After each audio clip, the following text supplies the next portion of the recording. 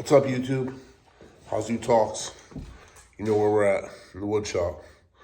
A few topics tonight, probably not a real long video. Just some, everyday crazy happenings in our world, in our country, where we live. Still the greatest country on the planet, though. Today we had an interesting day, a lot of work. Working at one house, doing some shiplap, prepping a fireplace. Had Tyler's at another job, so everything's moving along from a business perspective. Another busy day tomorrow. But I did get to stop to do an estimate this afternoon with a gentleman. Well, a gentleman and his wife, nice people. Years ago, I worked on their house when it was being built, and today they were asking me about having an outdoor shower built, and some other stuff. But we got into a conversation, and he's retired now, but he was in the medical profession. He's a doctor, and it was a really refreshing conversation. He had some really good points, and we kind of traded back and forth with some conspiratorial, if you will, things that we were both interested in and both following. And we kind of were like, in some senses, finishing each other's sentences. And it was really refreshing to me that the gentleman, held his views as a former person in the medical field. Because often, I think more often than not, people in the medical field happen to be more liberal and and godless in a sense. He's got a strong relationship with the Lord himself. And we spoke briefly on that as well, because I'm slowly coming around, I guess, in a sense. Always have been spiritual, if you will, but never tremendously religious. And I still don't consider myself religious, always more spiritual, but understanding the higher powers at play, and trying to look and accept and appreciate my blessings. Because honestly, we live in a world where it's tough to do, and most people don't. Everybody wants what they want now, and entitlement has taken hold.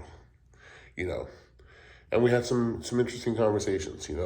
Some about the vaccine, and again, he was a doctor, and he admittedly pushed it pretty hard when it first came out. But he said that there was a time where it was really at crisis level, and he agrees today that the numbers were askew, and that the way that the reporting got done was biased at best.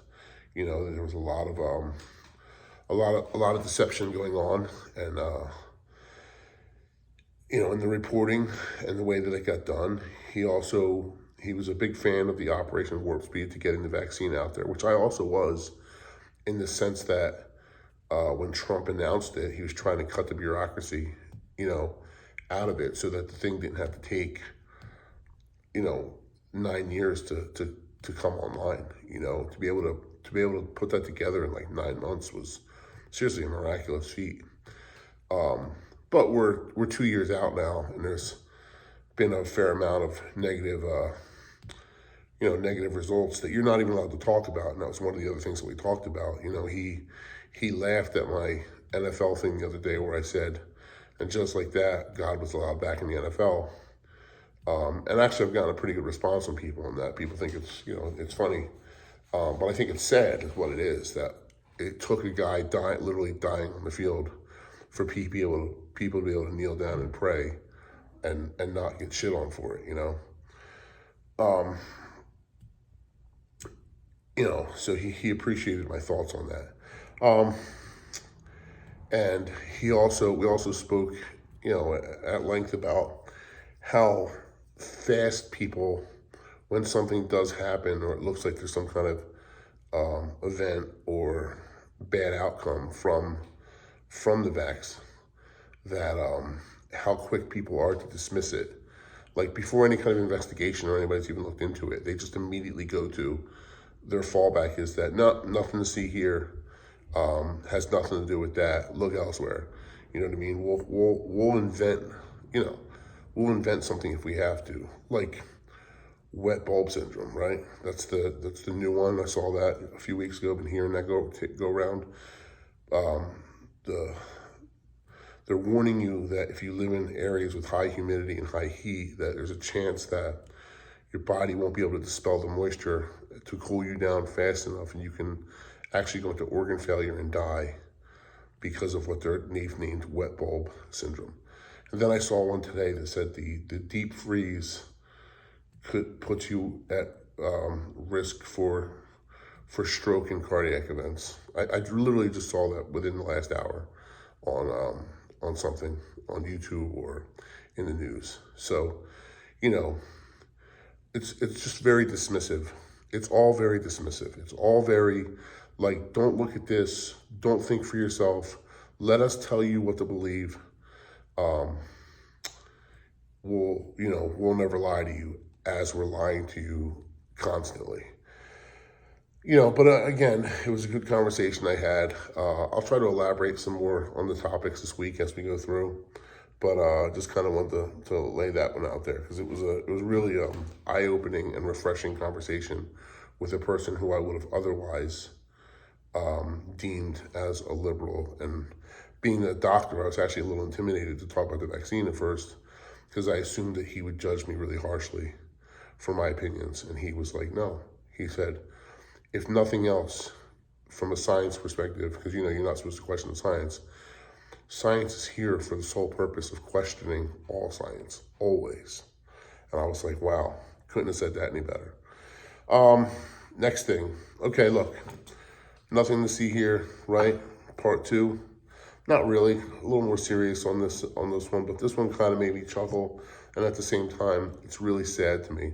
I tried to explain it to my son, and his take on it was, he thought it was hysterical. He saw the monetary value of the thing, and thought that that's the reason why it got chosen over the norm. Excuse me. So I don't know who it is. By all means, look it up. But there's a member of Congress or the member of the House who got elected, and he's being sworn in. If he hasn't already been sworn in, he may have already been sworn in, or he's going to be sworn in, and he's using Superman #1 comic book to be sworn in on, instead of the Bible and the Constitution, the thing that he has to swear to uphold. He's literally making a mockery out of government, and the government is making a mockery of itself by allowing this dude to get sworn into his office with his hand on a comic book. Look it up. Please share your opinion. Let me know what you think of this, but making a mockery of our Constitution and our Bill of Rights and stuff. Next one, can't make this up. Nothing to see here either. Eric Adams took a trip to the border this week. What the hell is he doing at the border? Why is the mayor of New York at the border in El Paso talking about trying to get the federal government to, they've got to do more down there? Agreed, they do have to do more down there. They need to keep building the wall is what they need to keep doing, Stop deeming the wall as racist or whatever they deem it as. But what's his business down there? New York's doing that well? Really? You think New York's doing that well? I don't think so. New York's got a plethora of problems that they're facing. Mass crime, mass shootings, illnesses, homelessness, pollution, fraudsters, banksters, people deceiving the people and robbing the people, Wall Street, corruption, you name it, that shit exists in New York City. This dude can stay out of the border. I mean, I assume that he's doing it for the optics. He must have himself convinced that he's ready to make a presidential run. So he'll be a laughing stock, you know what I mean? But yeah, can't make this shit up. Eric Adams at the border. I don't know if you saw today, I think today started the Davos meetings I think it's in Switzerland. And one of the guest speakers today was none other than Zelensky's wife. You know, I guess when you're married to the corrupt leader of a corrupt country who's using its corrupt tactics to embezzle and funnel donated money or stolen money, basically stolen from the American people through tax theft and given to the country of Ukraine, and they funnel that shit back and line the pockets of our politicians, so long as the politicians are saying the right things and in support of all this bullshit in Ukraine, the war that we shouldn't be involved in, you know? And will there be talks of peace? Absolutely not.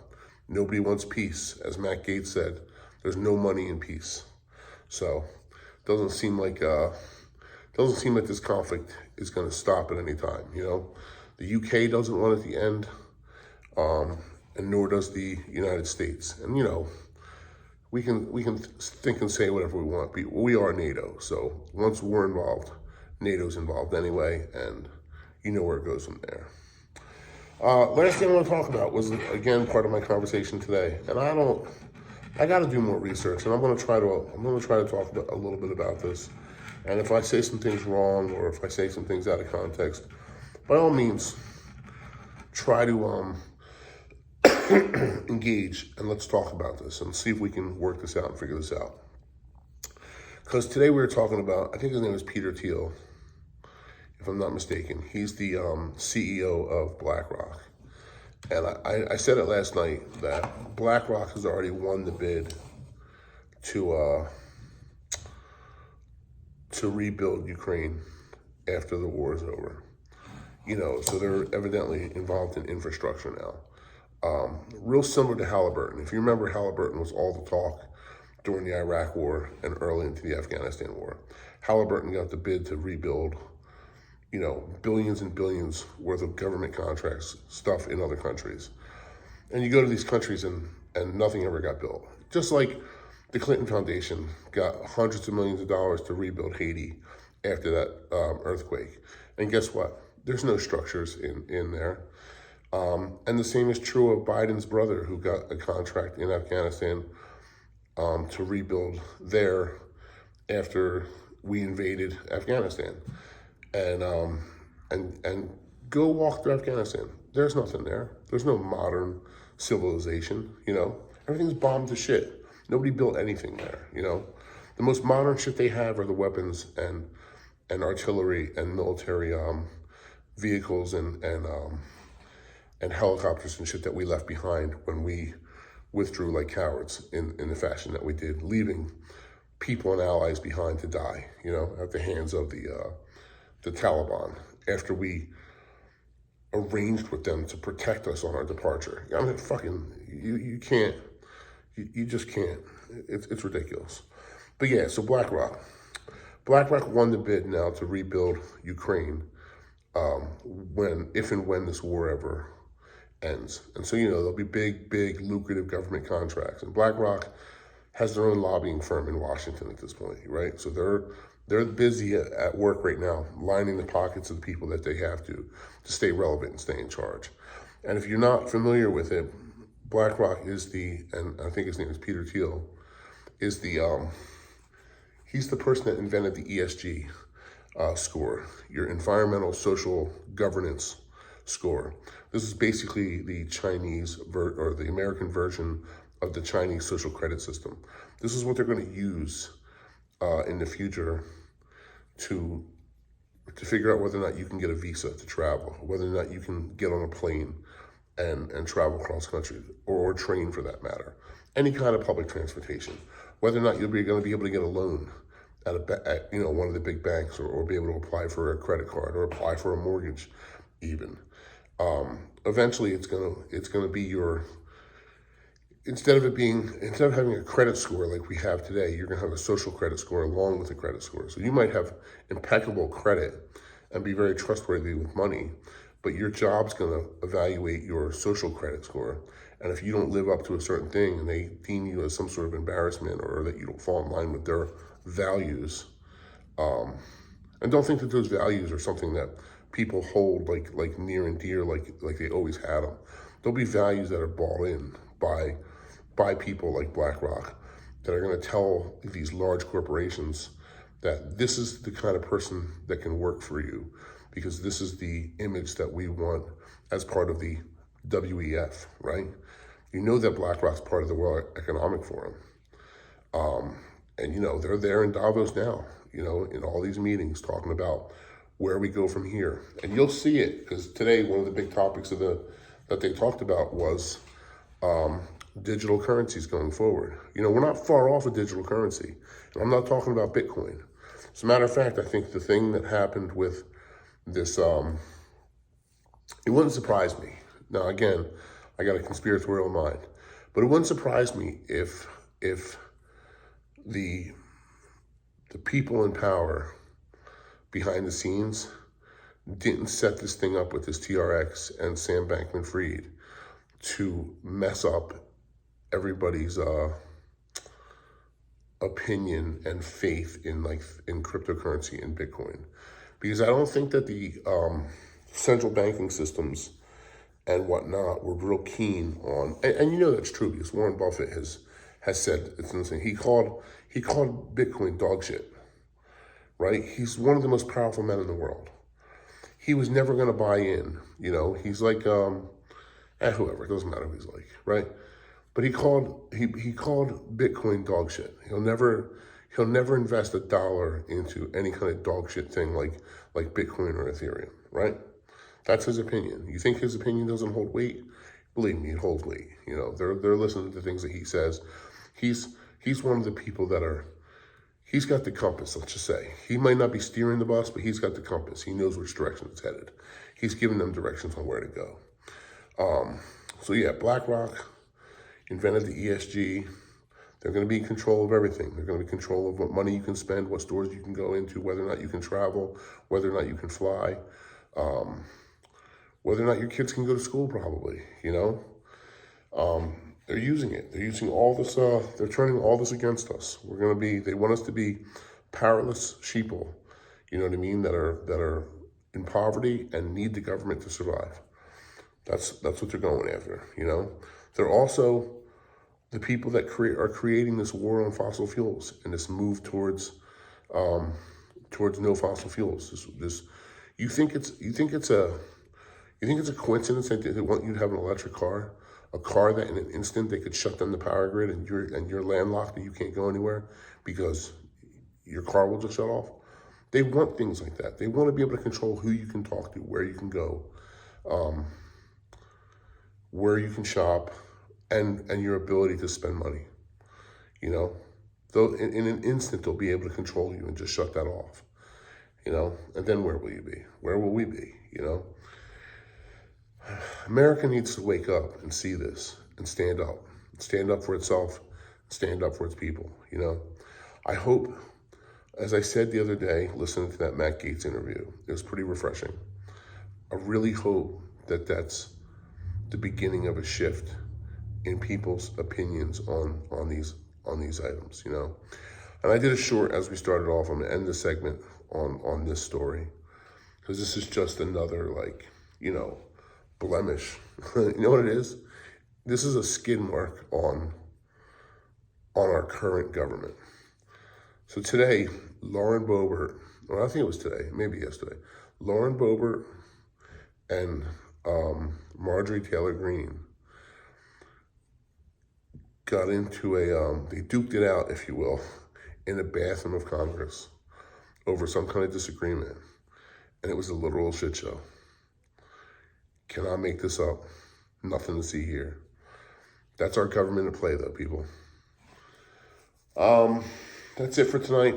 Please like and subscribe. Please pass this along to any of your friends and family. Love to interact with some people. Talk about, you know, these topics and where we go from here. And that's about it. See ya.